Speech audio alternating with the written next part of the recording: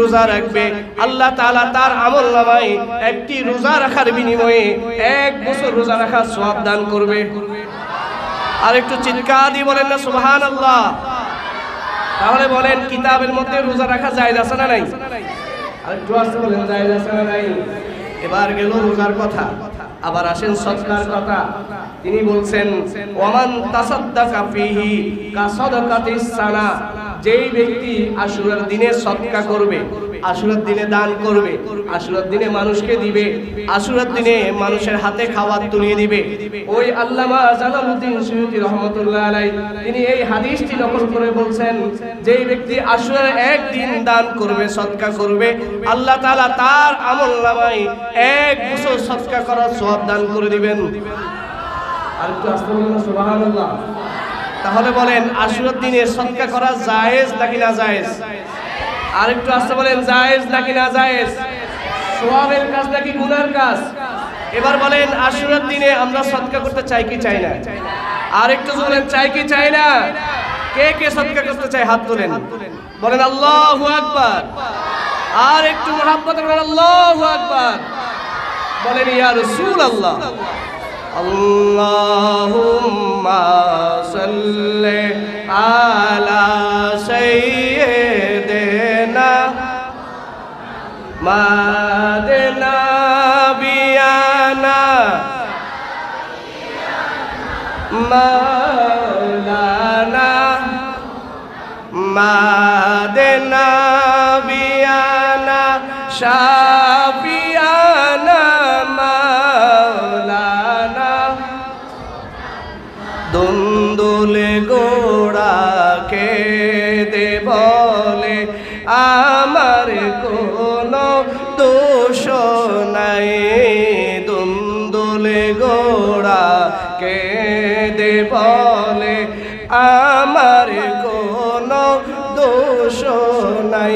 আরে ইমাম হোসেন শহীদ হয় রে কারবালাতে পানি নাই। আল্লাহুম্মা সাল্লি সাইয়্যিদিনা মাদিনা বিয়ানা।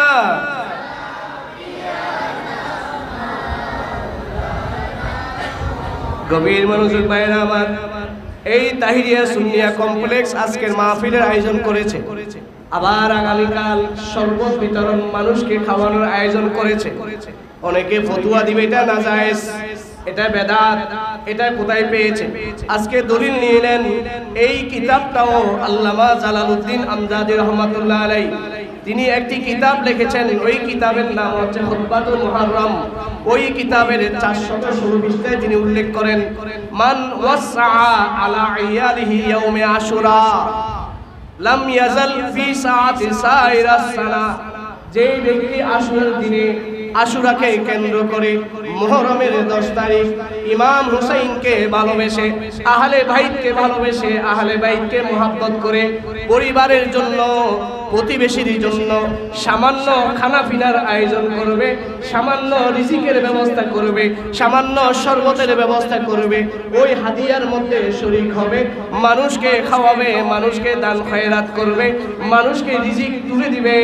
আমার রাসূল বলেন ওই ব্যক্তির 1 বছরের রিজিকের মধ্যে আমার আল্লাহ বরকত দান করবে। আর একটু জোরে বলেন না সুবহানাল্লাহ। বলেন রিজিকের মালিক কে?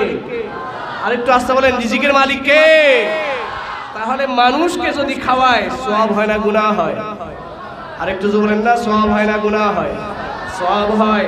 এজন্য বলা হচ্ছে কেউ যদি আশুরার দিনে সামান্য পরিমাণ মানুষকে খাওয়ায়, মানুষকে 1 গ্লাস পানিও খাওয়ায়, 1 গ্লাস শরবত পান করায়, আমার রাসূল বলেন ওই কারবালার উসিলায় কাল কিয়ামতের ময়দানে ওই বান্দাকে আমার আল্লাহ তাআলা হাশরের ময়দানে হাউজে কাউসারের পানি পান করাবেন। আরেকটু জোরে না সুবহানাল্লাহ। এবার আসেন আশুরাকে কেন্দ্র করে নাকি আবার নামাজও পড়ে। 4 রাকাত নামাজ। আব্দুর রহমান সাফুরি রহমাতুল্লাহ আলাইহি তিনি একটি কিতাব লিখেছেন, ওই কিতাবের নাম হচ্ছে নুজহাতুল মাজালিস। ওই নুজহাতুল মাজালিসের 181 পৃষ্ঠা, 181 পৃষ্ঠার মধ্যে তিনি উল্লেখ করেন, ক্বালা রাসূলুল্লাহ সাল্লাল্লাহু আলাইহি ওয়াসাল্লাম মান সাল্লা ইয়াউমে আশুরা 4 রাকাতিন ইয়াকরাউ ফি কুল্লি রাকাতিন ফাতিহাতুল কিতাব ওয়া কুল হুয়াল্লাহু আহাদ আহাদা আশারা মাররা গফারাল্লাহু যুনুবা 50 আমান। যেই ব্যক্তি আশুরার দিনে 4 রাকাত নামাজ পড়বে, কয় রাকাত? একটু কথা বলেন না, কয় রাকাত? 4 রাকাত নামাজ পড়বে। প্রত্যেক রাকাতে সূরা ফাতিহা, সূরা ফাতিহার সাথে 11 বার সূরা ইখলাস পড়বে। আল্লাহ তাআলা তার জন্য 50 বছরের গুনাহকে maaf করে দিবেন। আরেকটু আওয়াজ দিয়ে বলেন সুবহানাল্লাহ। আচ্ছা বাবারা আমার, আপনারা বলেন নামাজ পড়া এটা ভালো কাজ না গুনার কাজ? আরেকটু বলেন ভালো কাজ না গুনার কাজ? 3 সময়ে ছাড়া, সূর্যোদয়, মধ্যাহ্ন সময়, সূর্যাস্তয়, এই 3 সময়ে ছাড়া বাকি যে কোনো সময়ে নামাজ পড়া যায় কি যায় না? একটু কথা বলেন না, যায় কি যায় না? তো নামাজ পড়া যদি সওয়াবের কাজ, আশুরার দিনে যদি কেউ নামাজ পড়ে তার সওয়াব হবে না গুনাহ হবে? একটু আস্তে বলেন না, সওয়াব হবে না গুনাহ হবে? সওয়াব হবে, শুধু সওয়াব হবে না। আল্লাহ রাসূল বলছেন বানা আলাহু মিম্বারান মিন নূরিন। আল্লাহ রাসূল বলছেন কাল হাসরের ময়দানে যেখানে মানুষ দাঁড়াতে পারবে না আরশের নিচে, এই গরমের মধ্যে মানুষ দাঁড়াতে পারবে না চন্দ্রের নিচে, ঠিক সেই সময়ে আল্লাহ তাআলা তার জন্য একটা নূরের মিম্বার তৈরি করে তাকে আল্লাহ আরশের ছায়া দান করে দিবেন। আরেকটু জোরে বলেন না সুবহানাল্লাহ। হুজুর চলে আসছেন, আমার আশা মানি হচ্ছে আমার সময় শেষ করে দেওয়া। তবে আমি একটা সামান্য একটা হাদিস বলবো, হাদিস বলে আমি শেষ করে দিব। সেটা হচ্ছে এটা আলে রাসূলের প্রতিষ্ঠা। খেয়াল করবেন আজকে ওয়াজ চলতেছে কার? আলে বাইতের। বলেন কার? আরেকটু জোরে বলেন কার? আলে বাইত তথা আওলাদে রাসূলের ওয়াজ চলতেছে। আবার যেখানে ওয়াজ চলতেছে সেই প্রতিষ্ঠান হচ্ছে কার? আলে রাসূলের। বলেন কার? আলে রাসূলের, নবীর বংশের। আর যেই প্রতিষ্ঠানের পাশে মাদ্রাসা আছে সেটা আলে রাসূলের প্রতিষ্ঠিত মাদ্রাসা এবং সেটা রাসূলের ঘর মসজিদ। এবার বলেন এই মসজিদ এবং মাদ্রাসার সাথে ভালোবাসা রাখলে হাসরের ময়দানে নবী আপনাকে সুপারিশ করবে না? আরেকটু আস্তে বলেন, করবে না? বলবেন যে হুজুর দলিল কোথায়? দলিল আছে, রাসূল পাক সাল্লাল্লাহু আলাইহি ওয়াসাল্লাম বলেছেন মান মাতা আলা হুব্বে আলে মুহাম্মাদিন মাতা শাহীদান। রাসূল বলেন যে ব্যক্তি আমার আহলে বাইতকে ভালোবেসে, আমার আওলাদ রাসূলকে ভালোবেসে, আমার আহলে বাইতের সম্পর্ক রাখে, যে ব্যক্তি ইন্তেকাল করবে আমি রাসূল ঘোষণা দিলাম ওই ব্যক্তির মৃত্যু সাধারণ মৃত্যু নয়, ওই ব্যক্তির মৃত্যুকে আমার আল্লাহ শহীদ মৃত্যু দান করে দিবেন। আরেকটু আস্তে বলেন না সুবহানাল্লাহ। আরেকটু আস্তে বলেন সুবহানাল্লাহ। এবার বলেন তাহেরিয়া কমপ্লেক্স, তাহেরিয়া মসজিদ, এদের সাথে আমাদের সম্পর্ক রাখা দরকার আছে না নাই? আরেকটু আস্তে বলেন না, দরকার আছে না নাই? আমরা কে কে সম্পর্ক রাখতে চাই একটু হাত তোলেন। নারে তাকবীর, নারায়ে রিসালাত, শাহেনশাহে শ্রীকোট। আল্লাহ আমাদের ভালোবাসাকে কবুল করুক।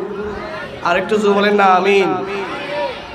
ইসলাম জিন্দা হোতা है हर करबला की बात।